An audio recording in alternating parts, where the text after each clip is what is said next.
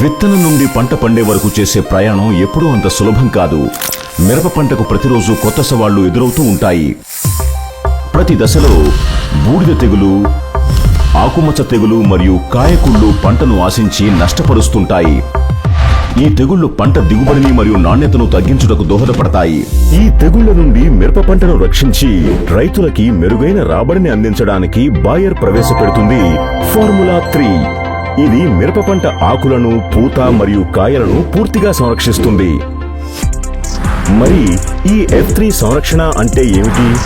మిరప పంటలో మొదటి మరియు ప్రధానమైన దశ ఆకుల సంరక్షణ. ఆకులు మొక్కకి బలం.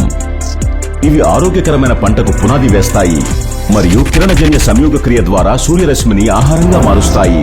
నాటిన 40 నుండి 55 రోజులకు ఎకరాకు 100 నుండి 120 గ్రాముల నెటివోను పిచికారీ చేయడం వల్ల ఆకుమచ్చలు మరియు బూడిద తెగులు వంటి రోగాల నుండి ఆకులను కాపాడుతుంది. ఇది కొత్త కొమ్మలు రావడానికి పునాది వేస్తుంది మరియు మొక్కను బలపరుస్తుంది. పంటను సరైన దిశలో పెడుతుంది. రెండవ ప్రధానమైన దశ పూత సంరక్షణ. ఏ రైతుకైనా వికసించే పువ్వులు గొప్ప ఆశకు చిహ్నం. విత్తిన 55 నుండి 70 రోజుల తరువాత ఎకరాకు 200 మిల్లీలీటర్ల ఎస్సర్బో మందును పిచికారీ